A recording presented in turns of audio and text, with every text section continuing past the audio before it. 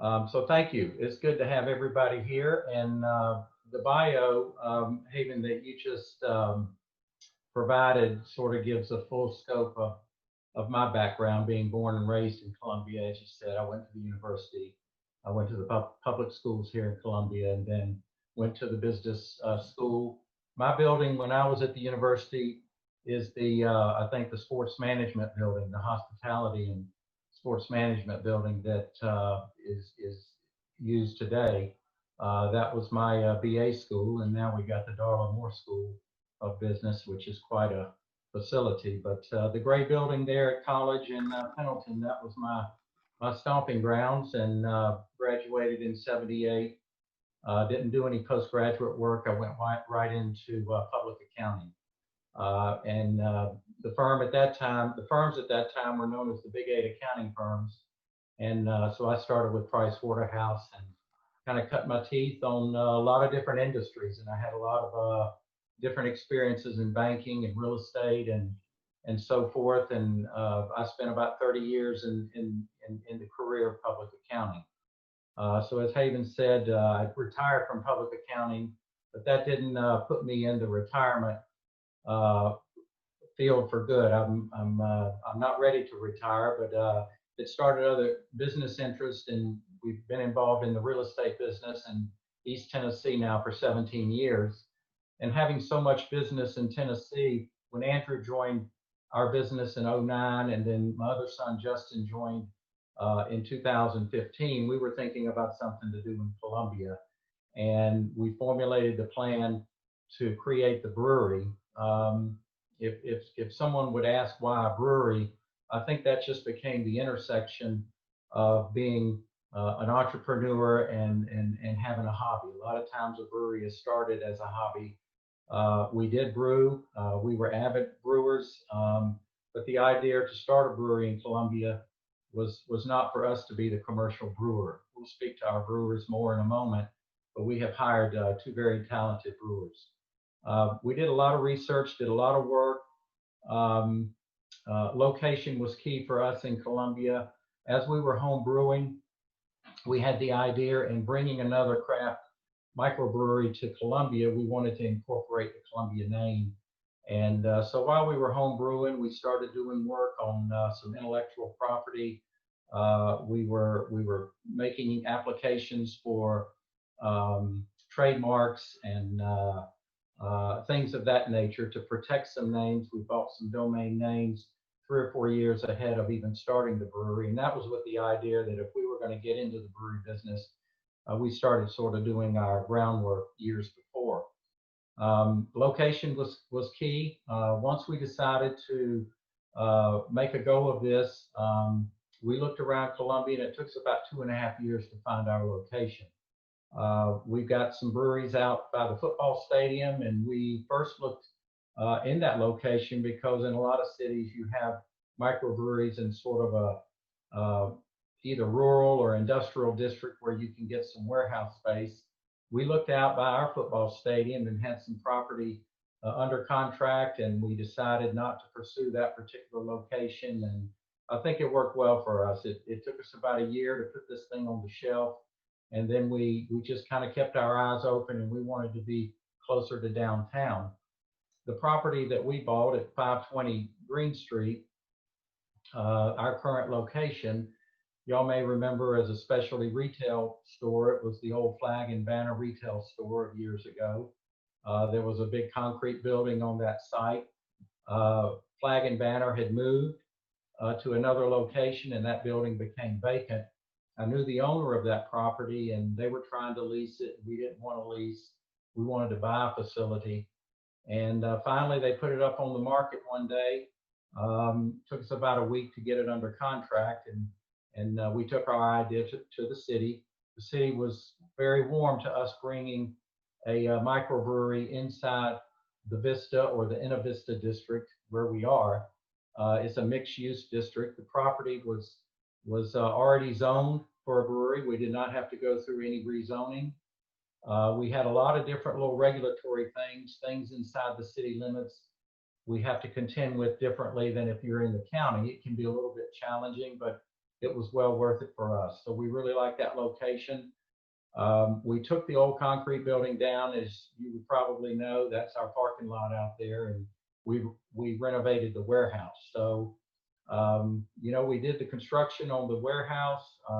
There was a lot of regulatory work to go through um, to get ready for trying to put a business plan together. Um, even when we were home brewing, and as someone experienced with my career in public accounting, I had a lot of business experience in a lot of different sectors. I did have to get out there and learn the brewery business to some degree. We were able to visit breweries on the West Coast. We got family on the West Coast, and no better place than the tour breweries out in the San Francisco area, north of San Francisco. We got family in Western North Carolina, up near Brevard, and again, no better place than Asheville to visit a lot of breweries. And I was the recipient of being befriended by a young man who owns a brewery in Western North Carolina, and I was able to consult with him for about a year. So being as meticulous as I am and from my career, I did a lot of homework on how to put a business plan together. Um, and again, we mentioned that it wasn't for us to be a commercial brewer. We did not come up in that industry. We were not trained to do so, although we were very meticulous in trying to brew our own beer. If some of you have done that at home, you can brew beer to throw away, or you can brew beer to drink. And we were very meticulous, and we brewed beer to drink and share with our people and our community even before we opened. And that's where we started sharing some of our names and things like that. So we got some momentum going even before trying to get the business started. So that was very key for us in locking down a lot of our trademarks and our intellectual property. So at this point, what I might do is just hand it off to Andrew for a moment, and maybe Andrew can talk about our facility, bring you up to date, on the back end of my discussion here, and talk about the facility and our brewer and our process, and then we'll kind of continue to tag team. So Andrew, I'll maybe let you talk about the facility that we renovated. Okay, thank you, Richard. Can you hear me? Yes. All right. Yeah, so I'm gonna speak to the group as if no one has ever been to Columbia Craft, and I'll kind of go into the production side and what kind of equipment we have, and kind of run through our process because every brewery, as you go and visit breweries, you're going to see that a lot of times these breweries will customize certain things. So I'll kind of run you through how we've got our production set up. So first off, our head brewer, Sean Piggott, he wasn't able to be here tonight. He's actually visiting some family down in Florida. So I was able to step in and hopefully talk about some of the beer and the brewing process. I was fortunate enough to be down there in the beginning for about our first 40 or 50 brews. We didn't have a production team that early, so it was just Richard, myself, and my brother, and even my mom was getting down there and helping. So I got to learn a lot just, for the first time. And Sean, he's great because he's, he wants to educate during the, every day when he's brewing, he loves educating. So with our facility, what we have is what's called a 15-barrel, 3-vessel brew house. And basically, if you're familiar, 1 barrel, if you go back to college days, you'll have a college keg, and that's 15.5 gallons. If you put 2 of those together, that's 1 barrel of beer. 1 barrel of beer. And so our brew house is a 15-barrel system, so we're able to do around 465 gallons on one brew. The 3 vessels kind of depicts in a way, how meticulous and what kind of beers you're trying to brew. You can have anywhere from a 2-vessel all the way up to a 6 or 7-vessel brew house. The bigger breweries, your Sierra Nevada, Oscar Blues, those guys might have 5 and 6 vessels on their brew house. We have a 3-vessel, and so I'll kind of run you through our vessels and the kind of a quick run through of the process at Columbia Craft Brewing and how we kind of do a brew. And so if you've been on site, if you haven't, we have a silo out back, and the silo is a piece of equipment that is going to house the main grain that we use. And when we brew ales, there's a pretty good chance that we're pulling from that silo every time. We do have specialty grain right near our silo, so it's very similar to, when you're cooking, Sean will go in with his team and they'll pull specialty grain. They'll pull a certain amount of grain from the silo, and that's kind of the starting process when you're getting ready to brew. And so at our brewery, we have a silo, and we have an auger that runs into our mill room, and the mill room is there to basically do one thing, and it's to crack the grain that's coming in from our silo and from our specialty grain bags. And the reason you want to crack the grain is to be able to allow water to get inside the grain and get kind of inside and over what's called the husk. And that's an important part of the brewing process we'll get back to later. So you're cracking the grain in the mill room, and this is done on a machine.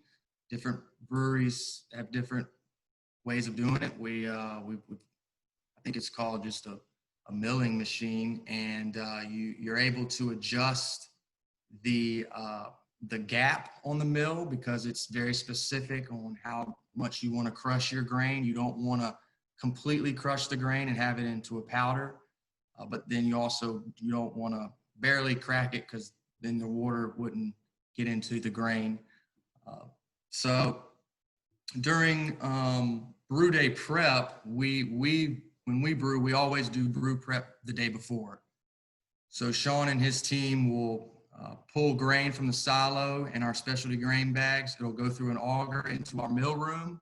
The grain will get cracked, and then it'll hit another auger, and it'll run up into what's called a grist case, which is going to be hanging over one of the vessels on our brew house.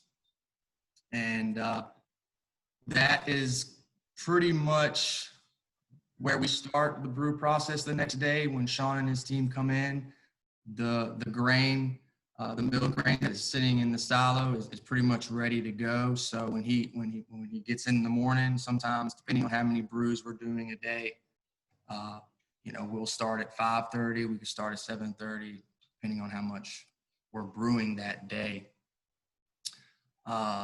Is that okay for me to keep going on with the process?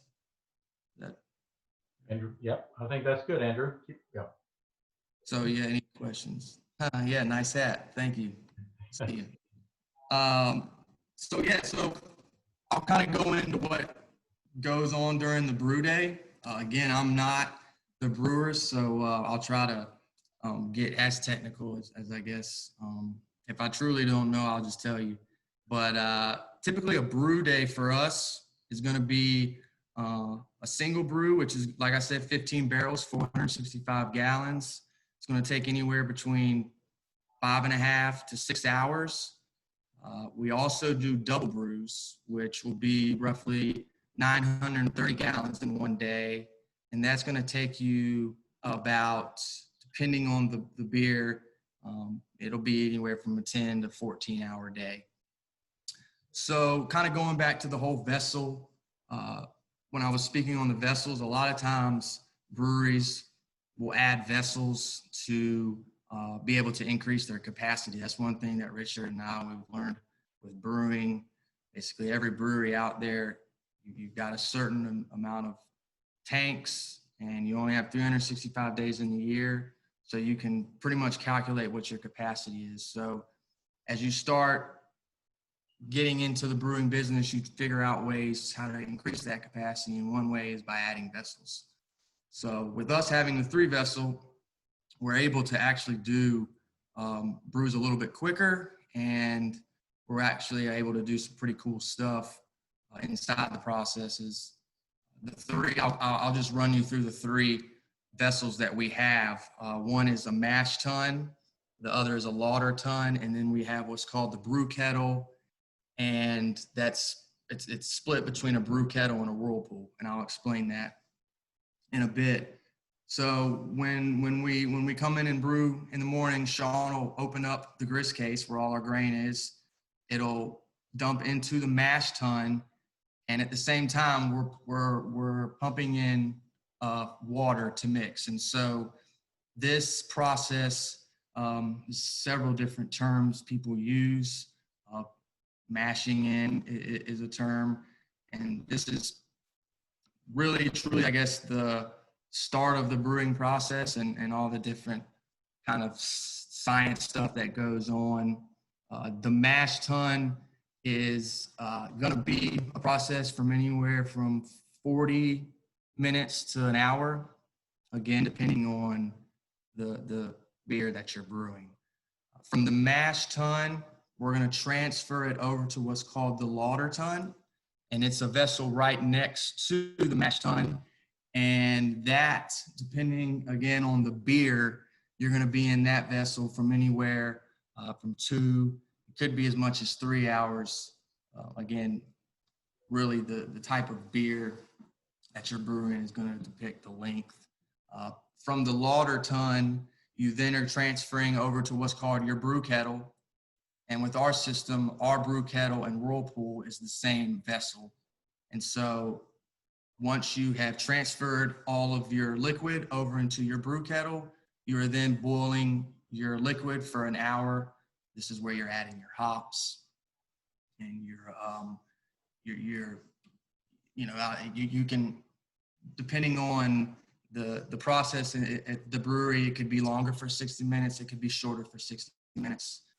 A lot of that different variables is going to depict on the bitterness of your beer, what flavors you're trying to go for, and ABV. And so you're in there for about an hour, and from there you are what we call casting out into our fermenters. And this is a process where we're running our liquid through what's called a chiller that allows us to get the liquid down to a certain temperature that we need it to be to enter into what's called these fermenters. And from there, you're sitting and waiting. And I didn't know if that was a good time to pause and do any questions. I can go more into like the fermentation, or I can go in more of the details of what the mash tun, the lauter tun, and the boil kettle actually do. I didn't know how detailed we were wanting to get. So I'll stop for a second. Or Andrew, I'll add in right now. We can continue with the brewing process. We also can continue in discussion about the business aspect. I don't know all of the participants today what your backgrounds will be. There may be a specific interest in asking questions very specific to a brewery or the brewing process, or even the business side of a brewery, which really can be common to any type of business. So we will look and see the questions on the side. Andrew, maybe just continue on with the after the boil and what we do on that day to get it into a fermenter, and then how long the beer stays in a fermenter, and then continue on with that at this point, and then we'll look for questions on the side. Okay. All right.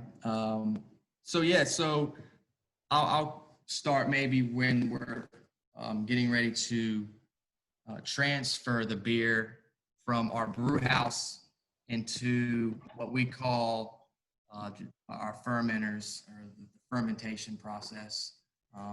So typically with ales, IPAs, pale ales, those beers are going to take from the time that you're pushing the, the correct term to use is wort. Wort is just unfermented beer. It's a brewer's term. And Sean would get on me when I would call it beer, and it's not beer yet. So when we push the wort out, like I was saying, you have to have it at a certain degree, and ales have to be a certain degree versus lagers. And just sticking with ales for a second, when we push the ale out, it goes into a fermenter. You're going to be in that fermenter for about 2 weeks. And during that 2-week process, what's happening is the yeast that a brewer pitches into that vessel goes in there and starts eating on all the fermentable sugars, and that turns into alcohol. And there's a lot of other stuff that goes into it. You have different flavors that you can get from fermentation. A lot of brewers will cut fermentation short. They will prolong fermentation to attract certain flavors. And so typically with our ales, they're gonna take about 2.5 weeks from the time that we brew on brew day to package date. And so with lagers, we will go for about a month with a lager. So from brew day until package day, it's almost an entire month. And so lagers are a little different depending on the brewer and how they were kind of brought up or taught in the brewing industry. Some brewers like to truly lager beers longer. Some brewers like to flip lagers faster, just depends on the style. But we typically like to truly lager our beer. Sean, he brewed in Germany, so he brought a lot of those techniques back to Colombia. And so ours take a little bit longer, but we're okay with that because it definitely helps with the clarity, shelf life, and flavor. So from fermentation, lagers in there for a month, ales are 2 weeks. From there, we transfer the beer, it's now beer, into what's called a bright tank. And a bright tank is nothing more than another vessel that is going to be for clarity and carbonation. And when we transfer from our fermentators to brights, they can be in there for 1 day, 2 days, 3 days. We've got, obviously with a lot of this stuff going on, we had to hold some in some vessels, so it kind of worked out to have those brights. But I'll pause for a minute and let Richard do some questions. Okay, we noticed that there are a few questions that have come up, and I'll just take those in order. One was, thank you for seeing our beer at the basketball games. Yes, we were able to get in it. Plenty of Life Arena when the university first brought the beer to the arena. Is there ever a plan to do a UofSC basketball themed beer? In our due diligence of years ago, we've locked down some names that would be some themed beers. It will take maybe a little bit of time and a little bit of effort to make sure we're not doing anything that we're not supposed to do with names, but we have some things locked up of a year or two ago that are university related and other things like that related. So we hope one day we could probably do that, but we have to just make sure that we're not stepping over any boundaries on protected rights and things of that nature. That's where you have to be careful. But we thought about that, and we hope one day that we might be able to do something like that. Another question from the business side, talking about the market share and the barriers to entry. One of the things that we had to do in starting this business, when we thought about this business in 2014-15, there were probably 4,000 breweries in the nation, and then it grew already to say 8,000. I think we're going to lose a lot to closings probably post-COVID. 19 impact. But when we got into the business, thinking about it, it was different than today. If we were trying to get into the business today, I think the barriers to entry are greater and higher and tougher to get around, just because there are that many more breweries. We may have less, and we do expect less in the entire nation after we have the impact, and I think we're going to have a lot of closures. But the market share, the thing we had to do, because there are a lot of great breweries. We know we've got maybe 80 to 85 either breweries or brew pubs in the state. When we got into the business, there were a lot less in South Carolina. The first thing you had to do, where we felt like we had to check the box, and the barrier you need to break down, is you've got to have market acceptance. This business was never going to work unless we brewed good beer. If you're challenged on the quality of the product, then we knew we were going to have a difficult time. And we found a very talented brewer out of Florida to come to be on our team. So we've tried to be creative. We've tried to do things different. He brought a nice sour program to the table, and we've brewed a lot of different varieties. But today, I would say the barriers are they're pretty tough if somebody is going to probably start a brewery today. There are a lot of them because it grew up to about 8,000 breweries in the nation, and certainly our state, we've got about 80 to 85 of them. So we needed to create a niche. We felt our location was a niche. I spoke of that. We didn't want to, I don't have anything against any of our breweries that are out by the football stadium. They're nice breweries. We know them. They're friendly competitors. But we had to have a niche location. And so that was key to us to getting in downtown or in the Inner Vista district. But there can be some barriers today because I think the business is crowded, and it is a little bit tough. Another question was speaking, and if there's any follow-up to that by John, he can always type some more if there are any other questions to that. I think I hopefully covered that question. Anthony has a question, speaking of the quarantine period. I don't know whether we've just been fortunate. It's probably being a little more lucky than good. We were in the process of increasing production pre-COVID. We started out with our business with keg production first, and we had to establish our beer in the Columbia area and the Greenville area with our first distributor, and we had to gain market acceptance by getting keg beer into restaurants and then getting it out in the community. We brought on canning later, and it just so happened that our canning production and the increase of our production and the ramping up of our capacity was going on in the latter part of 2019. And while we got hit with the pandemic, and restaurants were closing and we had stay-at-home orders, we actually increased production during that time. We had to close the tap room, but we've actually produced more beer this year to date than we have compared to the same period last year. So we've been impacted by the fact that we had to close the tap room for 45 or 60 days. We've opened it back up with limited capacity seating and doing all the things that we need to do for precautions and things of that nature. But we were very fortunate because our 6-packs of lager and IPA, we've ramped that up. We've opened more territories, and that really has been the offset of, say, losing some of the keg sales. So we're kind of watching the market right now with limited seating in all of these restaurants, how much keg sales are going to maybe take a little bit of a hit. But we've got a pretty good offset by having our beer in the grocery stores.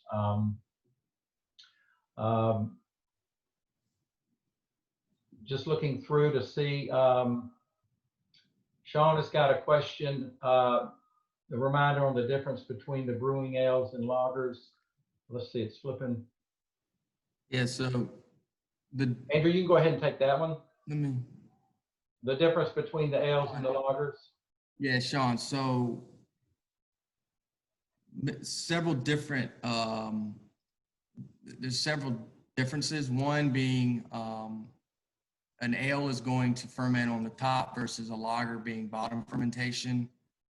Ales, you don't need any different, not necessarily different equipment. We're using the same vessels, but it's really got to do with the fermentation and the length of time. Those would be the two biggest variables. And then startup funding and business strategy goals. Richard, did you want to take that one? Let's see. Sean?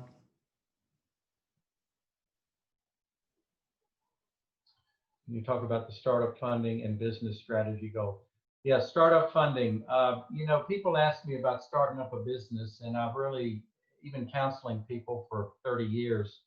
And I help people throughout my CPA career write business plans, and I saw a lot of clients that started business, and you know, I've been very careful in our businesses to really try to check the box in two areas. Number one, when you start a business, so no matter what you're selling or you're making, you got to prove your concept.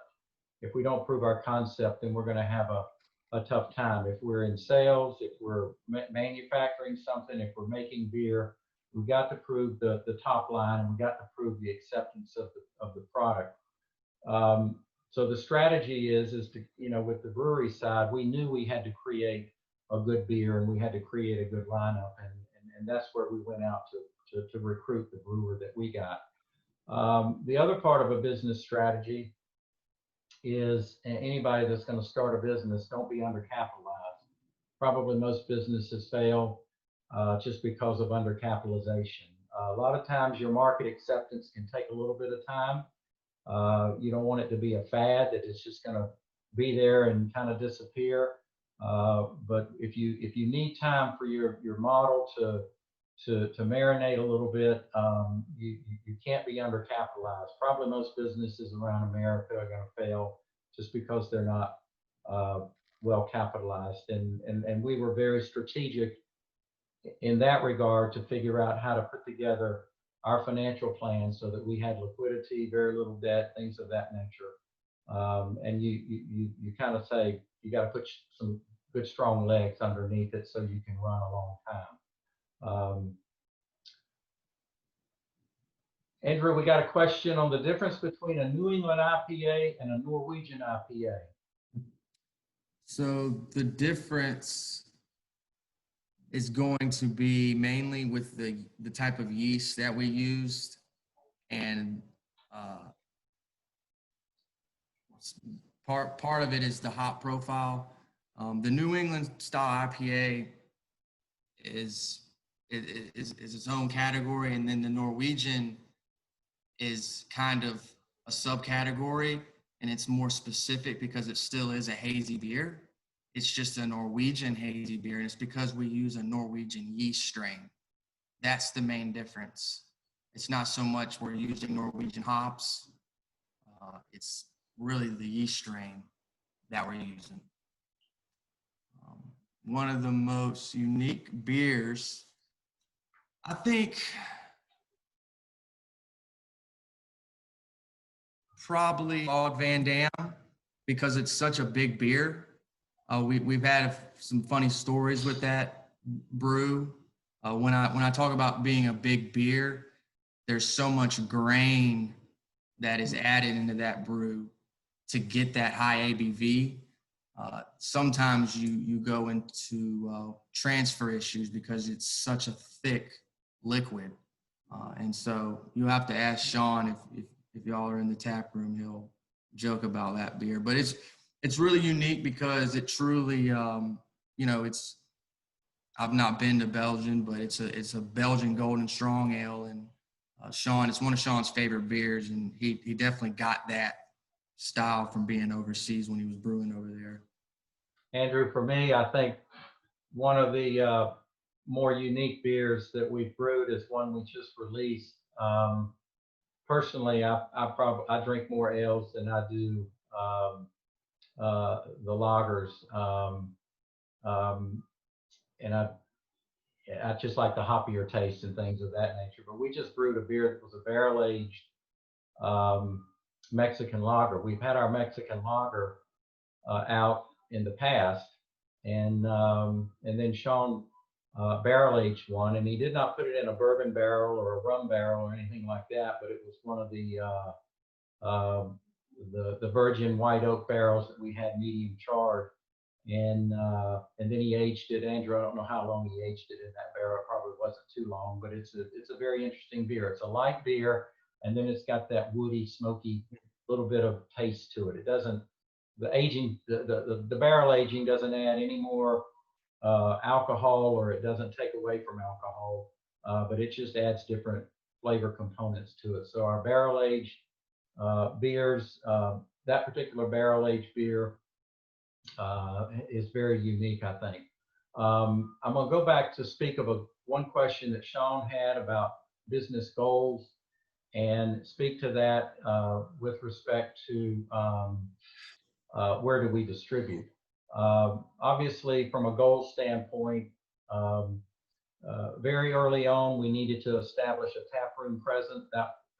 That was our maybe in our first 6 or 8 or 9 months, we wanted to establish good traffic in our tap room. We were getting beer out in the Columbia area and Greenville area. We had 1 or 2 distribution agreements with KW Beverage in Columbia and Greenville. And so in South Carolina, you have to, in the 3-tier system, we can't distribute our beer. We have to go through a distributor, and then they sell the beer to the grocery store, to a restaurant. So our goal one day is to blanket the state. That's what we want to do. We do distribute in Columbia and Greenville. We have picked up the Aiken area and the surrounding counties of Aiken. The family that owns that distributor owns a distributorship over in Evans County, which is Augusta, Georgia. So we're in Georgia. We're in that area of Georgia. We recently picked up a distributor in Rock Hill. And so we began getting our beer in Rock Hill, and we've got our groundwork laid to where, not too far in the distant future, we're looking to tie down the Spartanburg area, Florence, Orangeburg, Myrtle Beach, and Charleston. All of those will come pretty quickly. But the way that footprint will come together is that all of our distributors are the Budweiser houses, so they have territory restrictions on where they sell their beer, and so the footprint and the map of having all of those distributors as a part of our team will allow us to blanket the state. So short term, our goal is to have our beer everywhere in the state of South Carolina, and we'll be a little bit in Georgia just because of the relationship with that distributor.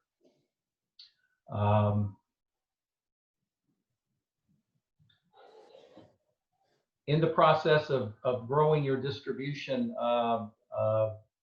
team is a lot of work, and going into establishing the acceptance in some of these grocery chains. It takes a lot of work. Publix has picked us up. The beverage stores have picked us up. We've got Lowe's Foods and Food Lion and places like that. So a lot of those places around, and Publix is a really good place for us to have the beer. So thank you for shopping there.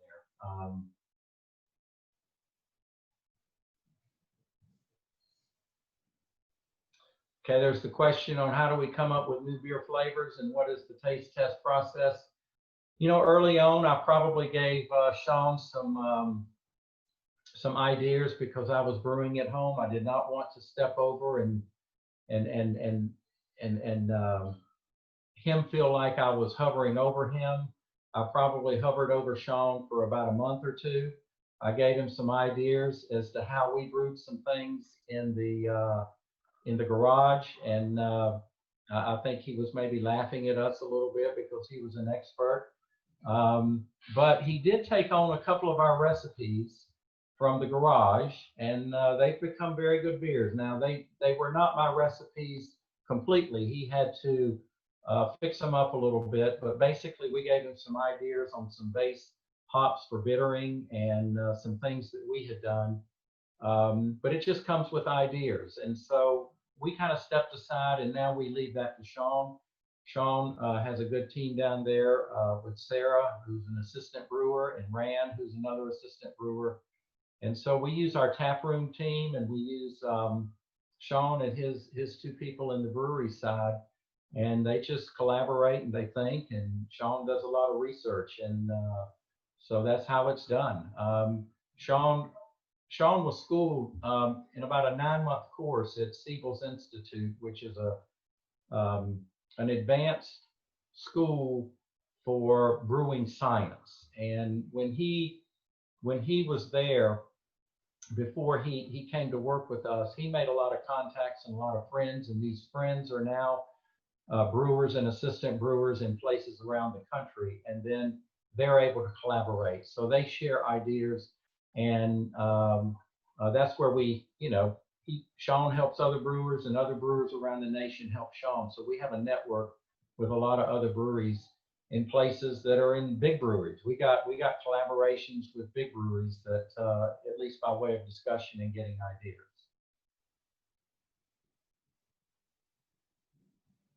Andrew, you can speak to the chalk artwork. Right. Okay. Yes. Right. So yes, the main. So Melanie, who is our taproom manager and also sales in Columbia, she, along with another employee named Max, they're very talented artists.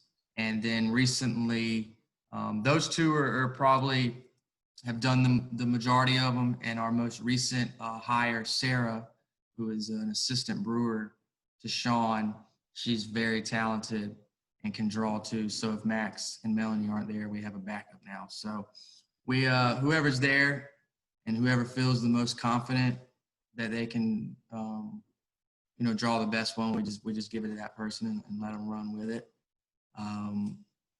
Kind of speaking on the taste process, a lot of times I'll go back to where I was talking about the bright tanks. The bright tanks also allow us to pull off beer.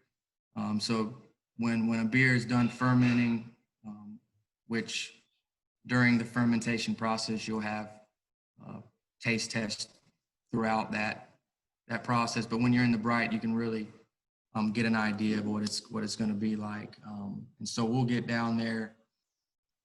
If we're lucky enough, timing wise, we'll get to go down there and try it off the brights.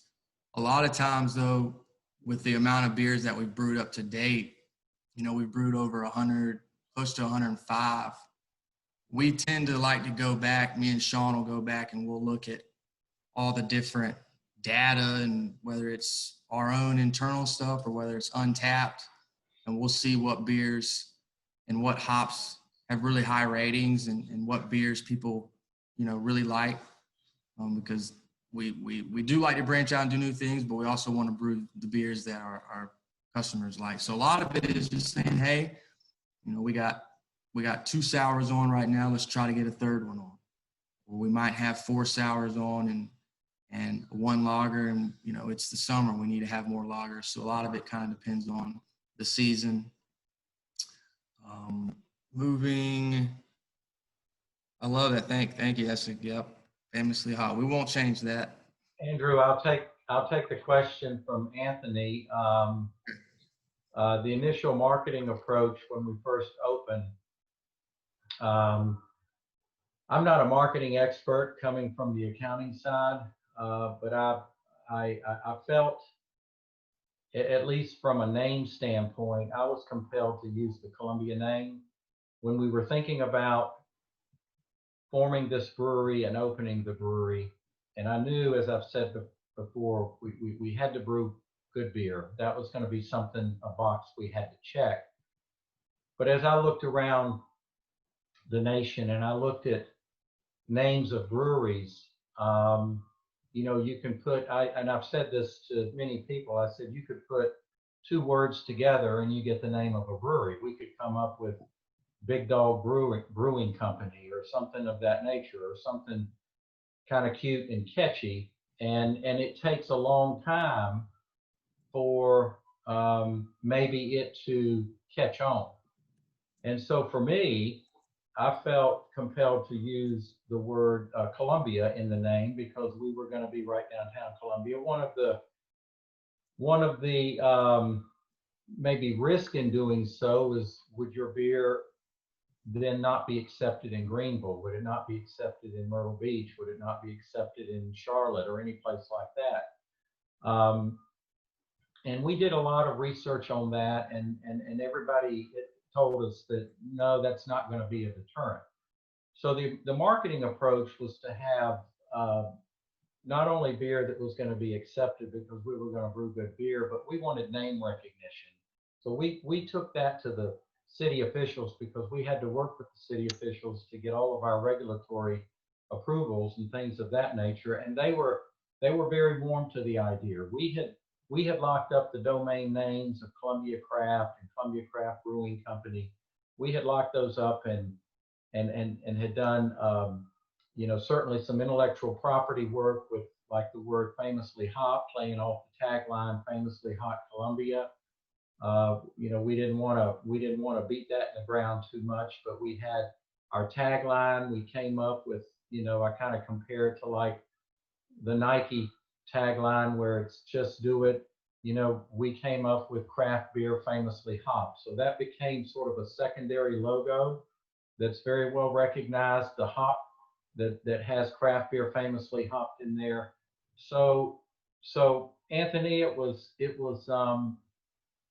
really playing off the word Columbia and just seeing if it would be accepted as name recognition. So that was very key to us. And then also on the marketing side, of which I'm not the expert, Andrew and Melanie and Sean and Justin have worked on this, and that's the social media side. We had to get out there and get the social media piece working and getting the following and getting the likes and things of that nature.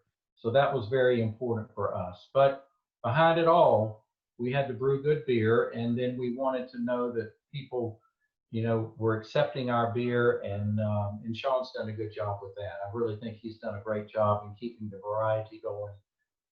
So that's sort of an overview of how we just started with the marketing. We didn't do a lot of advertising. We didn't do a lot of print advertising. We didn't do a lot of billboard. It was word of mouth, and it was going around seeing. We took beer that we brewed before we opened to Thirsty Fellas, and we took it to Twin Peaks, and we took it to other restaurants all in that area, and we were sharing beer ahead of time, and they were seeing our logo, and so we did a lot of work like that to get the groundwork going. Andrew, we'll come back to Catherine in a minute with Evans. I got it. But the building renovation, I'll take that one real quick. The warehouse was empty. We took the brick concrete building down. We had an empty warehouse, and the reason we used the warehouse instead of the brick building is that it had the open ceilings, it had the bow truss. We like that metal look. And so what we did was everything you see inside, we completely redid it. We insulated the building. We built the wall between the brewery side and the tap room. From a regulatory standpoint, you've got to separate those. We got an architect in Columbia to help us design it. It wasn't a very complicated design, except for the fact of bringing the proper three-phase electricity in. We had to redo all the electricity.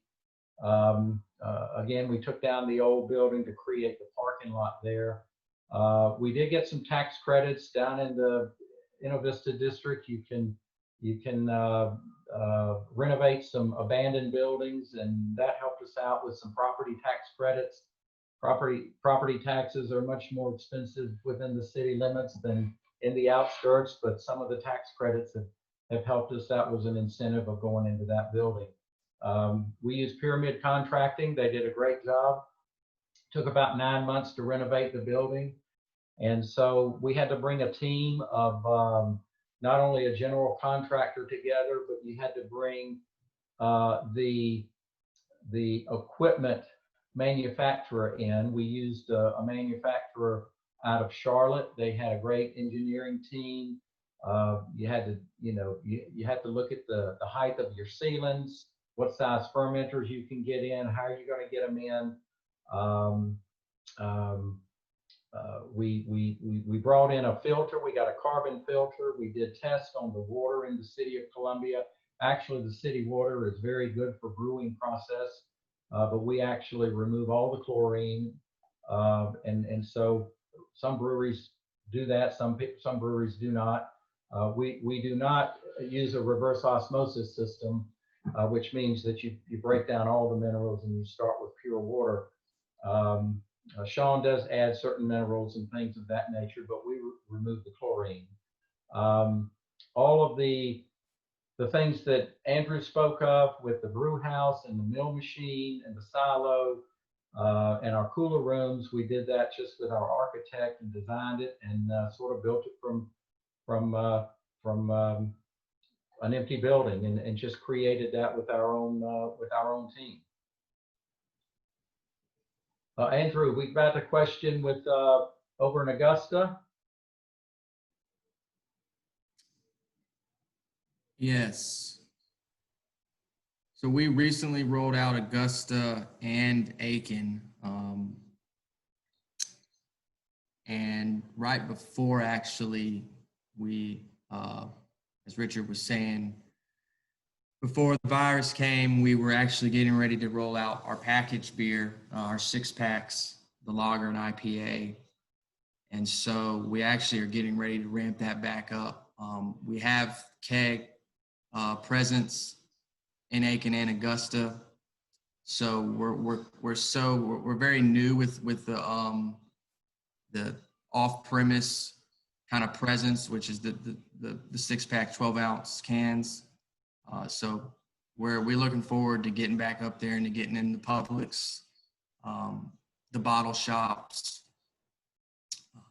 the areas that we truly haven't been able to get to, just because we're getting guidance still that, a lot of these places don't want to see reps right now. Even some restaurants might not be open all the way. And so we're actually kind of working through our sales team and figuring out new ways to, introduce ourselves and get the beer to the people.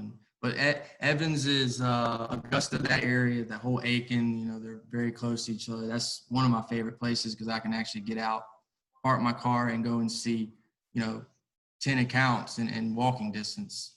So those are great towns for sure that we're getting ready to hit back. Let's see. Richard, did you want to speak? I didn't know if they were asking about the renovation from the beginning or whether they were asking about the renovation that we're currently doing right now. Did you want to? Well, I'll cover that too. That was a little bit about the old renovation. The new renovation, we added the front section that you see is a large addition that primarily houses more cooler space. About 2/3 of that area that you see that has already been constructed inside that area, which you access it from the brewery. That's a big cooler room because of us ramping up production. We probably can put 4,000 cases in that cooler, so that's good for us on our expansion of distribution.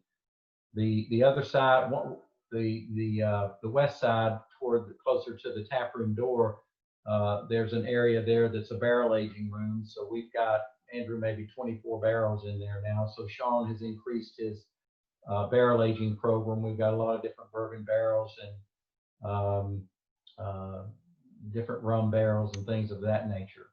COVID put us behind a little bit on the other renovations. We're going to enhance the patio area, which is right by the parking lot. There was some redesigning work that needed to be done. We're currently in that process. We're going to look to put, y'all seen a rendering, the patio addition will probably change just a little bit from the rendering, but we're going to cover that middle section. We're in the process with our architects now and getting things kind of redesigned and getting some questions answered with the city, so that we can get that permitting process. We're going to add decks on the side, and we're going to put a little more in,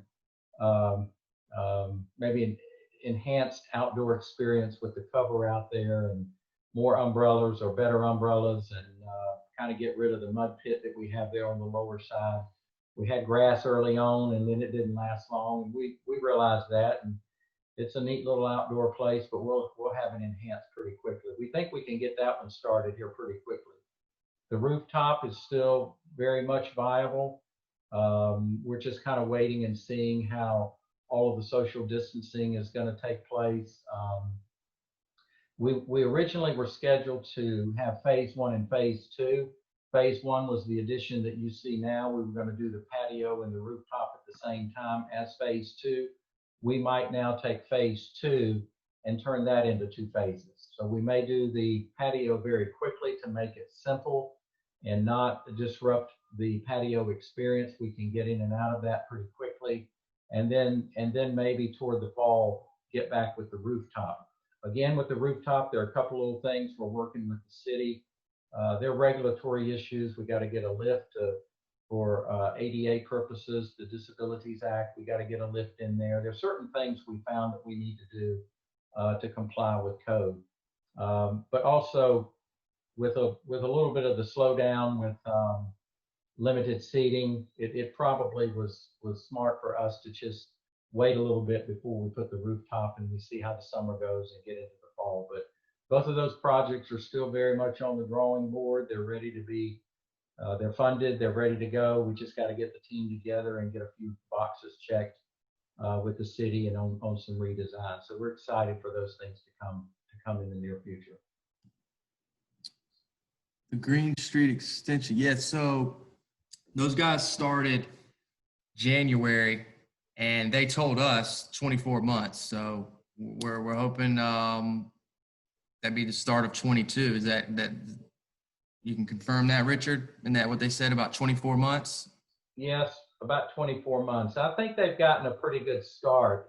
We're excited about that. We asked them.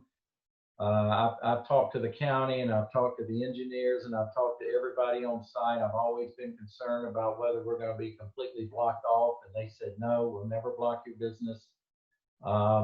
We were very lucky that a lot of the utilities were already underground. They're going to get the electric underground. On our side of the street will be the sidewalk system. That's about a 4 sidewalk system, which will be the walking path, the treescape paths, and the where people can ride bikes. And it's going to be really nice to connect the CLA down to Hugh G Street, and it'll be a nice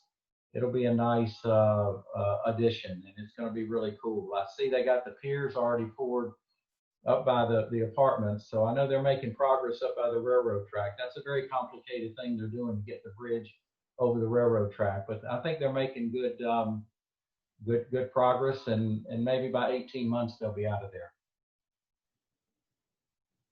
I think that was the last question. I didn't know how much time Haven gave us, but. Well, what I'd like to say is if throughout all the questions, if we didn't answer one or if we missed one, I apologize. We've just been scrolling. If anybody needs to just, re-ask a question or anything, we'll take that very quickly. If we did not get something answered to the fullest extent, or whether it, was a reason to ask a follow-up question, we'll look at that very quickly.